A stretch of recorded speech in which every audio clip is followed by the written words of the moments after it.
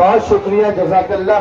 अभी आप अगर भी बात की जाएगी तो आपको उसका जवाब देना है। हाँ जी, हेलो दीजिए। और पूरे हवाई अड्डा को क्या, पूरे मधुबनी शहर को भर के रख दीजिए। और ये इसका संदेश पूरे भारत सरकार में दिल्ली तक जाएगा कि मधुबनी का जनता इस बिल का सख्त मुखालिफ है और इसको जब तक सरकार वापस नहीं लेगी ये वक्फ बिल, तरमीमी बिल, तब तक हम लोग ये इंतजार जारी रखेंगे।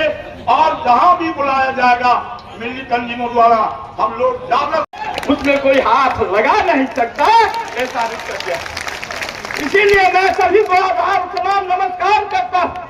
और आज जिन शक्तियों ने आज नए नए कानून बनाने की कोशिश किया है, उसको इस हिंदुस्तानियों ने, चाहे हिंदू हो, मुसलमान हो, सिख हो, ईसाई हो, सभी मिलकर के मुंह तोड़ जवाब दिया है। वही पैगाम है यहाँ पर। मैं आपको अधिक बात नहीं कहना चाहूंगा, क्योंकि पहलगाम की चर्चा होती है। पहलगाम में मीडिया वाले लोग क्या क्या लिखते हैं, लेकिन उसी मीडिया वाले को लिखना पड़ता है कि एक मुसलमान भाई ने हिंदू को जान बचाने के लिए अपनी जान गंवाई, उसे ऐतिहासिक लिखना पड़ेगा, उसको सीखना पड़ेगा। ये हमारी जो भाईचारा है, हिंदू, मुस्लिम, सिख, ईसाई, बाबा भीमराव अम्बेडकर साहब ने जो संविधान बनाया उसको जो छेड़ेगा उसको हम छोड़ेंगे नहीं। बहुत जमी पे मधुमती की सरजमी पे अपने पूरे कौम का इस्तकबाल करती हूँ। अस्सलाम वालेकुम। यही तो मोहब्बत का पैगाम है। अल्हम्दुलिल्लाह हमारी कौम कभी भी मोहब्बत से पीछे नहीं हटी है और न अपने हक और हकूक के लिए कभी पीछे हटी है। ये हमारा काला कानून जो लाए है ये हमारे लिए कतई बर्दाश्त नहीं है।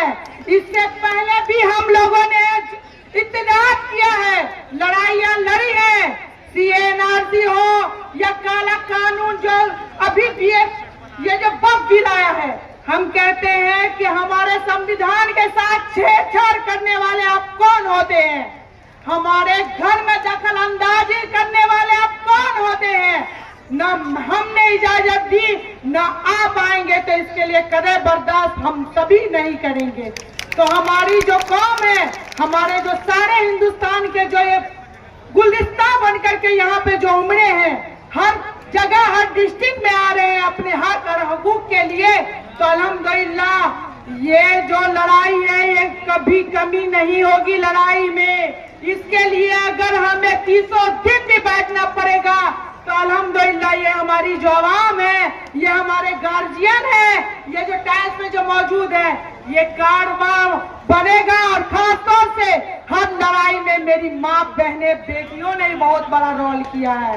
तो मैं अपनी माँ बहन बेटियों को भी कहना चाहती हूँ, अपने हक और हकूक के लिए जब हम समाज में लड़ सकते हैं तो ये तानाशाही सरकार से भी लड़ना है।